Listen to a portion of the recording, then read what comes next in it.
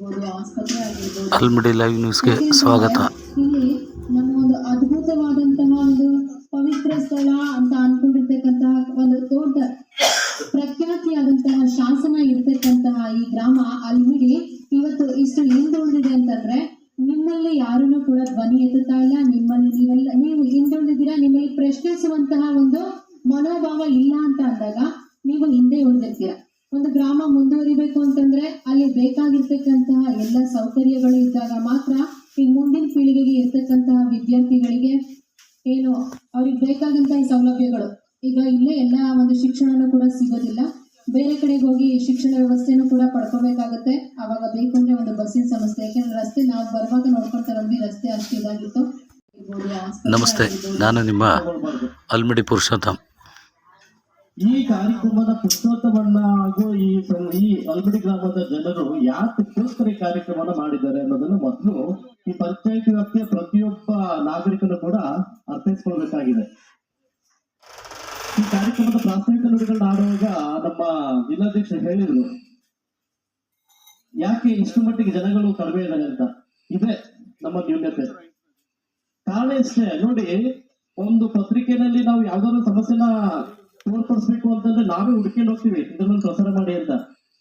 ಆದ್ರೆ ನಮ್ಮ ಊರಿಗೇನೆ ಪತ್ರಿಕೆಯವರು ಬಂದಿದ್ದಾರೆ, ಅವರು ನಮ್ಮ ಸಮಸ್ಯೆಗಳನ್ನ ಸಮಾಜ ಏನು ಜಾಲತಾಣಗಳಲ್ಲಿ ತೋರಿಸಿ ನಮ್ಮ ಸಮಸ್ಯೆಗಳನ್ನ ಈಡೇರಿಸುವಂತ ಒಂದು ಆ ಸಮಸ್ಯೆಗಳಿಗೆ ಪರಿಹಾರವನ್ನು ಕಂಡುಕೊಳ್ಳುವಂತ ಕೆಲಸವನ್ನು ಮಾಡ್ತಾರೆ ಅಂತಂದಾಗ ನಮ್ಮ ಉತ್ಸುಕತೆ ಎಷ್ಟು ಮಟ್ಟಿಗೆ ಇರ್ಬೇಕು ಅಂತಂದ್ರೆ ನಾವು ಮುಂದೆ ಅಂತೇಳಿ ಬಂದು ಲೈನ್ ನಿಲ್ಕೋಬೇಕಿತ್ತು ಆಕ್ಚುಲಿ ಹೇಳ್ಬೇಕಂದ್ರೆ. ಬಟ್ ನಮ್ ದುರ್ದೈವ ಅನ್ಸುತ್ತೆ, ನಮ್ ಜನ ಇನ್ನು ಅದ್ ಯಾವ ಮಟ್ಟಕ್ಕೆ ಯಾವಾಗ ಒಂದಷ್ಟು ಪತ್ರಿಕೋದ್ಯಮದ ಒಂದು ಏನು ಬೆಲೆ ತಿಳ್ಕೊತಾರೆ ಅನ್ನೋದು ನನಗೆ ಇದುವರೆಗೂ ಕೂಡ ಅರ್ಥ ಆಗ್ತಿಲ್ಲ. ಕಾರಣ ಅನ್ನೋದು ನನಗೆ ಗೊತ್ತಾಗ್ತಾರೆ. ಪಿಡಿಒದ ಬಗ್ಗೆ ನೀವು ಹೇಳಿ, ನಮ್ಗೆ ಏನ್ ಕಾರಣ ಗೀಸೋತ್ ಆಗ್ತಾನೆ ಇಲ್ಲಿ ಮಾಡಕ್ ಬರಲ್ಲ. ಒಂದು ಆಮೇಲೆ ನಾವು ಶಿಫ್ಟ್ ಕೂಡ ಹಾಕಿಲ್ಲ, ಆದ್ರಿಂದ ನಾವು 6 ವಿಲೇಜ್ಗಳಲ್ಲಿ ಈ ಸೋಪ್ ಮಾಡಕ್ ಸಾಧ್ಯ. ಇನ್ನೊಂದು, ಕೆಲವರು ಸರ್ಕಾರಿ ಜಾಗದಲ್ಲಿದ್ದಾರೆ, ಅವರು 94 ಕೂಡ ಅಪ್ಲೈ ಮಾಡಿ ಪತ್ರ ತಗೊಂಡಿದ್ದಾರೆ. ಎರಡನೇದು. ಮೂರನೇದು, ಇನ್ನು ಕೆಲವರು ಸ್ವಂತ ಜಾಗದಲ್ಲಿದ್ದಾರೆ, ಆದ್ರೆ ಅವ್ರ ಹೆಸರಲ್ಲಿ ದಾಖಲೆಗಳಿಲ್ಲ. ಈ ಕಾರಣದಿಂದ ಈ ಸೋಪ್ ಮಾಡೋದಕ್ಕೆ ನಮಗೆ ತುಂಬಾ ಕಷ್ಟ.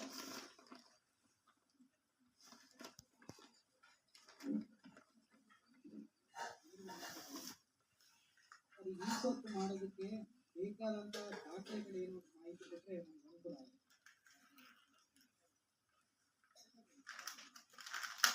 ಈಗ 15 ಗುಂಟೆ, 13 ಗುಂಟೆ, 30 ಗುಂಟೆ ಇವೆಲ್ಲ ಇರುತ್ತೆ ಜಾಗ. ಅದ್ರೊಳಗಡೆ ಎಲ್ಲ ಅವರು ಮನೆ ನಿರ್ಮಾಣ ಮಾಡಕ್ ಸಾಧ್ಯ ಆಗಿರೋದಿಲ್ಲ. ಅವರು 1 ಗುಂಟೆ, 2 ಗುಂಟೆ, ನಮಗೆ 11B ಮಾಡಕ್ಕೆ 2 ಗುಂಟೆ ಮಾತ್ರ ಅವಕಾಶ ಇರುತ್ತೆ. 2 ಗುಂಟೆ ಮೇಲಿದ್ರೆ ಅಲ್ಲೇಷನ್ ಮಾಡಿಸ್ಕೊಳ್ತಾರೆ. ಆಮೇಲೆ ಅವರು ಈಗ 15 ಗುಂಟೆ ಒಳಗಡೆ ಮನೆ ಕಟ್ಟದೇ ಇರೋದ್ರಿಂದ ಯಾವ ಭಾಗದಲ್ಲಿ ಮನೆ ಕಟ್ಟಿದಾರೆ ಅನ್ನೋದು 11B ಈ ಸೋಪ್ ಮಾಡೋಕ್ಕೆ ಇಂಡಿವಿಜುವಲ್ ಸ್ಕೆಚ್ ಅಲ್ಲಿ ಗೊತ್ತಾಗಬೇಕಾಗುತ್ತೆ. ಹಾಗಾದ್ರೂ ಮಾತ್ರ 11B ಮಾಡಿಕೊಡ್ಬೋದು. 11B ಎಷ್ಟು ಆಗಕ್ಕೆ ಅವಕಾಶ ಇದೆ? 2 ಗುಂಟೆ ಮಾತ್ರ ನಮಗೆ. 2 ಗುಂಟೆ ಒಳಗೆ 2 ಗುಂಟೆ ಮತ್ತೇನೆ ನಮಗೆ ಪಂಚಾಯತ್ ಹೌದು 11B 2 ಗುಂಟೆ ಮಾತ್ರ. ಸಂಬಂಧಪಟ್ಟಂಗೆ ಏನಾದ್ರು ಪಂಚಾಯತ್ ತೀರ್ಮಾನ ಮಾಡಿ ನಿರ್ಣಯ ಮಾಡಿ ಕಳಿಸಿ ನಾನು ಬದಲಾವಣೆ ಮಾಡ್ಬೋದಾ? ನಿರ್ಣಯ ಕಾನೂನಿನಲ್ಲಿ ಅವಕಾಶ ಇಲ್ಲ, ನಾವು ನಿರ್ಣಯ ಮಾಡಿ ಕಳಿಸ್ಬೋದು. ನಮಗೆ ಗೌರ್ಮೆಂಟ್ ಅಲ್ಲಿ ಇರೋದೇ 2 ಗುಂಟೆ ಮಾತ್ರ. 2 ಗುಂಟೆ ಮೇಲಿದ್ರೆ ಅವರು ಅಲ್ಲೇಷನ್ AC ಸಾಹೇಬ್ರಿಂದ ಸಂಬಂಧಪಟ್ಟ ಇಲಾಖೆಯಿಂದ ಅಲ್ಲೇಷನ್ ಮಾಡ್ಬೇಕು. ಪುನರ್ವಸತಿ ಕೇಂದ್ರದಲ್ಲಿ ಸರ್ ಈಗಾಗಲೇ ಕಾವೇರಿ ನಿಗಮದವರು ನಮ್ಮ ಜಾಗ ಇದು ನೀವೇನು ಮಾಡ್ಕೊಡುದು ಅಂತೇಳಿ ಹಿಂಬಾರನ್ನು ಕೊಟ್ಟಿದ್ದಾರೆ ಸರ್. 6 ವಿಲೇಜ್ಗಳಿದ್ದಾವೆ ನಮಗೆ. 6 ಗ್ರಾಮನೂ ಇದೇ ತರ ಇದೆ. ಇಟ್ಟುಕೊಡಿ NOC ಸಮೇತವೂ ಕೊಡಕ್ ಆಗ್ತಿಲ್ಲ ಸರ್ ನಮ್ಗೆ. ಇಲ್ಲ ಸರ್, ಯಾವುದು ಸಿಗಲ್ಲ ಸರ್. ಪರಿಹಾರ ತಗೊಂಡಿದ್ದಾರೆ, ಅವ್ರಿಗೆ ಕೊಟ್ಟಿರ್ಬಹುದು. ಅಂದ್ರೆ ಸರ್ ಈಗ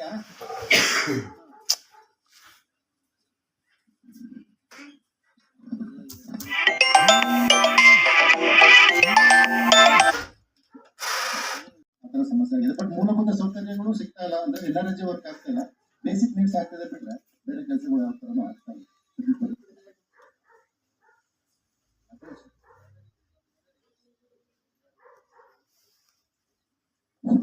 ಸರ್ ಇದು ಕಾವೇರಿ ನಿಗಮದವರು ನಮಗೆ ಇಲ್ಲ DC ಇದಕ್ಕೆ ಏನಾರು ಅವರು ಏನಾರು ಅಡಿಪಾಯ ಹಾಕ್ಕೊಟ್ರೆ ಏನಾರ ಮಾಡ್ಬೋದು.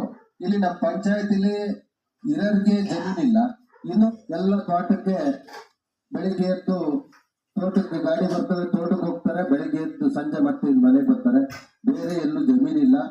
ಜಮೀನಿಲ್ದವ್ರು ಅವ್ರು ಕೂಲಿ ಮಾಡ್ಕೊಂಡು ತಿನ್ಬೇಕು. ಕೂಲಿ ಮಾಡ್ಕೊಂಡು ತಿನ್ನೋದಕ್ಕೆ ಅವ್ರಿಗೆ ಮತ್ತೆ ಜಾಗ ಪುನರ್ವಸತಿನ ಎಲ್ಲೂ ಕೊಟ್ಟಿಲ್ಲ. ಅವ್ರು ಕೊಡಕ್ಕೆ ಈ ಪಂಚಾಯತಿಲಿ ಜಾಗ ಎಲ್ಲಾರು ಜಮೀನ್ ತಗೊಂಡು ಅವ್ರು ಸರ್ಕಾರದ ಲೆವೆಲ್ ಅಲ್ಲಿ ಜಮೀನ್ ತಗೊಂಡು ಅಂತ ಎಲ್ಲಾ ಸೌಲಭ್ಯನ ಒದಗಿಸ್ಕೊಟ್ರೆ ಅವ್ರು ಬೇರೆ ಕಡೆ ಬರ್ತಾರೆ. ಇದನ್ನ ನಾವು ಎಲ್ಲಿ ಕೇಳಿದ್ರು ಎಲ್ಲಿ ಮಾಡಿದ್ರು ನಮಗೆ ಮುಖ್ಯವಾಗಿ ಜಿಲ್ಲಾಡಳಿತನೇ ಇರುತ್ತೆ. ಯಾಕಂದ್ರೆ ಕಾವೇರಿ ನಿಗಮ ಇಲ್ಲ ಅಂದ್ರೆ ನಮಗೆ ಸರ್ಕಾರನೇ ಇದಕ್ಕೆ ಒತ್ಕೊಳ್ಬೇಕು. ಇದ್ರ ಬಗ್ಗೆ ಬೇಕಾದಷ್ಟು ಸ್ಟ್ರೈಕು ಮತ್ತೊಂದು ಎಲ್ಲ ಆಗಿದೆ. ಗ್ರಾಮ ಸಭೆಯಲ್ಲಿ ನಿರ್ಣಯ ಇದ್ರ ಬಗ್ಗೆ ನಿರ್ಣಯ ಈಗ ನಾವು ತಗೊಂಡಿಲ್ಲ, ಮೊದ್ಲಾಗಿದೆ. ಮೊದ್ಲಾಗಿ ಕಾವೇರಿ ನಿಗಮದಲ್ಲಿ ಹೋರಾಟ ಆಗಿ ಎಲ್ಲ ಇದೆ. ನಮ್ಮ ಇಲ್ಲೇ ಬೆಣ್ಣೂರ ರೇಣುಕುಮಾರ್ ಅಂತ ಅವ್ರ ಅಧ್ಯಕ್ಷತೆಯಲ್ಲಿ ಹೋರಾಟ ಎಲ್ಲ ಆಗಿದೆ. ನಮಗೆ ಇಲ್ಲ ಪುನರ್ವಸತಿ ಬೇರೆ ಕಡೆ ಕೊಡಿ, ಇಷ್ಟು ಮಾತ್ರ ಕೊಡಕ್ ಅವಕಾಶ ಇದೆ. NREGD ಹಿಂದೆ ಎಲ್ಲ ಮಾಡ್ತಿದ್ದು, ಈಗ NREGDಲೂ ನೀವು ಯಾವ ಕೆಲಸನೂ ಮಾಡಬೇಡಿ ಅಂತಾರೆ. ಇದಕ್ಕೆ ನಾವು ಅವರಿಗೆ NOCನೂ ಕೊಡಕ್ಕಾಗಲ್ಲ. ಒಂದು ಮೀಟರ್ ಬೋರ್ಡು ಒಂದು ಇಟ್ರಲ್ಲಿ ಅಂಟಲ್ ಇದ್ರೆ ಡಿವೈಡ್ ಆಗ್ತಾರೆ, ಅವರು ಮೀಟರ್ ಸಪರೇಟ್ ಮಾಡ್ಕೋಬೇಕು. ಆ ಮೀಟರ್ ಸಪರೇಟ್ ಮಾಡ್ಕೊಳಕ್ಕೂ ನಮ್ಮ ಪಂಚಾಯತಿಲಿ NOC ಕೊಡಕ್ಕಾಗ್ತಾ ಇಲ್ಲ. ಇದಕ್ಕೆ ನಾವೇನೋ ಮಾತಾಡ್ತೀವಿ ಎಲ್ಲ ಅಂದ್ರು. ನಾವು ಅದೇ ವಿಚಾರನ ಇವತ್ತು ಬಹುದೊಡ್ಡ ನಮ್ಮ ಪಂಚಾಯತಿಲಿ ಯಾಕೆ ಅಂತಂದ್ರೆ ಆದಾಯ ಕ್ರೋಢೀಕರಣ ಕಡಿಮೆ, ಎಲ್ಲಾ ಸವಲತ್ತು ಕೊಡ್ಬೇಕು. ವಾಟರ್ ಮ್ಯಾನ್ ಕೊಡಕ್ಕೂ ಸಂಬಳ ಇರಕ್ಕಿಲ್ಲ ನಮ್ಮಲ್ಲಿ. ನಾವು 15 ಫೈನಾನ್ಸ್ ಅಲ್ಲಿ ಅದರಲ್ಲಿ ತೆಗೆದಿಟ್ಕೊಂಡು 15 ಫೈನಾನ್ಸ್ ಅಲ್ಲಿ ನಾವು ವಾಟರ್ ಮ್ಯಾನ್ ಸಂಬಳ ಕೊಡ್ತಿದ್ದೀವಿ. ಆಮೇಲೆ ಅದ್ರ ಮತ್ತೆ ನಮ್ಮ ಇಂಥ ಕಾರ್ಯಕ್ರಮಗಳಿರ್ತವೆ. ಅಲ್ಮಿಡಿ ಶಿಲಾಶಾಸನ ಒಂದು, ಅಲ್ಮಿಡಿ ಶಾಲೆ ಒಂದು, ಏನೇ ಹಾಕೋಕೆ ನಮ್ಮ ಹತ್ರ ದುಡ್ಡಿಲ್ಲದವರು ಏನೋ ಅಡ್ಜಸ್ಟ್ ಏನೇನೋ ಮಾಡಿ ನಾವು ಮಾಡ್ತಾ ಇದೀವಿ. ಆದ್ರೆ ನಮಗೆ ಇದು ಈ ಅಲ್ಮಿಡಿ ಶಿಲಾಶಾಸನ ದೊರೆತಿದ್ರಿಂದ ಏನಾದ್ರು ಸರ್ಕಾರದವರು ನಮ್ಮ ಪಂಚಾಯತಿಗೆ ಏನಾದ್ರು ಜಾಸ್ತಿ ಅನುದಾನ ಕೊಟ್ರೆ ಏನಾದ್ರು ಮಾಡ್ಬೋದು. ಅದಕ್ಕೆ ಕಣ್ತರಿಸಕ್ ನಾನು ಅಲ್ಲೇ ಮಾತಾಡ್ತಾ ಹೇಳ್ದೆ, ನೀವೇನಾದ್ರು ಪತ್ರಿಕೆಯವರು ಏನಾದ್ರು ಕಣ್ತರಿಸಿದ್ರೆ ಅಧಿಕಾರಿಗಳು ಇದ್ದಕ್ ನೋಡಿದ್ರೆ ಸರ್ಕಾರನ ಎಚ್ಚರಿಸಿದ್ರೆ. ಯಾಕಂದ್ರೆ ಸರ್ಕಾರನ ಇಲ್ಲಿಗೆ ನಮ್ಮ ಕಲ್ರಾಜಣ್ಣವರು ಅಂತ ಗ್ರಾನೈಟ್ ರಾಜಶೇಖರು ಇದು ಪುನರ್ವಸತಿ ಅಂತ ಹೇಳಿದ್ರೆ 150 ವಿಲೇಜ್ ಇರುವಂತ ಬೆಂಗಳೂರಲ್ಲಿ ಸಂಪೂರ್ಣವಾಗಿ ಪುನರ್ವಸತಿ ಅದು. ಯಾಕಂದ್ರೆ ಆ ವ್ಯಾಪ್ತಿಯಲ್ಲಿ ಇರೋದ್ರಿಂದ ಯಾವುದೇ ಔಟ್ ಲ್ಯಾಂಡ್ ಮನೆ ಬೇಕಿದ್ರೆ ಮಾತ್ರ ನಾವು ಬೇರೆ ಸೌಲಭ್ಯ ಕೊಡ್ಬೋದು. ಆದ್ರೆ ಆ ಬೆಂಗಳೂರು ಒಳಗಡೆ ಪ್ರದೇಶ ಇದೆ, ಅಲ್ಲಿ ಏನು ಯಾವ ಸೌಲಭ್ಯ ಕೂಡ ಅಂತವು 6 ವಿಲೇಜ್ಗಳಿದ್ದಾವೆ. ಆ ತರದವು 6 ವಿಲೇಜ್ ಅಂತ ಹೇಳಿ ನನ್ನ ಅನಿಸಿಕೆ ಪ್ರಕಾರ ಒಂದು 2,000 ಜನ ಇರ್ತಾರೆ. ಯಾರಿಗೂ ಸಿಕ್ಕೇ ಇಲ್ಲ ಸೈಟ್, ಯಾರು ವಿಲೇಜ್ ಖಾಲಿ ಮಾಡಿಲ್ಲ ಸರ್. ನನಗೆ ಹಿಂದಿಂದೆಲ್ಲ ಗೊತ್ತಿಲ್ಲ, ಅವ್ರಿಗೆ ಪುನರ್ವಸತಿ ಕಲ್ಪಿಸಿದ್ರು. ಈಗ ಅವರು ನಮ್ದು ಈಗ ನಾವು ಪೂರ್ತಿ ಈಗೆಲ್ಲ ಅಕ್ವೈರ್ ಮಾಡ್ಕೊಂಡು ದುಡ್ಡು ಕೊಟ್ಟಿದ್ದೀವಿ, ನಾವು ಕೊಡಕ್ ಬರಲ್ಲ ಅವ್ರಿಗೆ ಅಂತೇಳಿ ಗೌರ್ಮೆಂಟ್ ಆರ್ಡರ್ ಆಯ್ತು ಸರ್. ಅವ್ರು ಬೇರೆ ಕಡೆ ಕೊಟ್ಟಿರ್ಬೋದು, ಪುನರ್ವಸತಿ ಮಾಡಿದ್ದಾರೆ, ಪರಿಹಾರನೂ ಸಿಕ್ಕಿ ಕೊಟ್ಟಿದ್ದಾರೆ. ಅದು ಇವ್ರು ಹೇಳಿದ್ರೆ ಇದು ಕೆಲವರಿಗೆ ಏನಾಯ್ತು ಅಂದ್ರೆ ಮನೆಗಳು ಮುಳುಗಡೆ ಆಗಿಲ್ಲ. ಆ ಮುಳುಗಡೆ ಆಗದೆ ಇರೋ ಮನೆಗಳಿಗೆ ಇವರು ಹಣನ ತಗೊಂಡಿದ್ದಾರೆ. ಈಗ ಶೀತ ಪೀಡಿತ ಪ್ರದೇಶ ಅಂತೇಳಿ ಜಮೀನು ಹೋಗಿದೆ, ಜಮೀನು ಪರಿಹಾರ ಕೊಟ್ಟಾರೆ, ಬೇರೆ ಕಡೆ ಕೊಟ್ಟಾರೆ. ಇನ್ನು ಉಳಿಕೆ ಮನೆಗಳಿಗೆ ಅವರಿಗೆ ಸೈಟ್ಗಳನ್ನ ಎಲ್ಲೂ ಕೊಟ್ಟಿಲ್ಲ. ಇವರು ನಮಗೆ ಶೀತ ಪೀಡಿತ ಪ್ರದೇಶದಲ್ಲಿ ಇದೀವಿ, ನಮಗೆ ಪರಿಹಾರ ಕೊಡಿ ಅಂತೇಳಿ ಮನೆಯಲ್ಲೇ ಇದ್ದಾವೆ, ಪರಿಹಾರ ತಗೊಂಡಿದ್ರೆ ಮನೆ ಕೊಟ್ಟಿಲ್ಲ, ಸೈಟು ಕೂಡ ಇವರಿಗೆ ಯಾರು ಕೊಟ್ಟಿಲ್ಲ. ಇದು ಸಮಸ್ಯೆ ಇರುತ್ತೆ. ಗ್ರಾಮಸ್ಥರ ಬಗ್ಗೆ ಏನಾದ್ರು ಇದೆಯಾ? ಬೇರೆ ಪ್ರಶ್ನೆ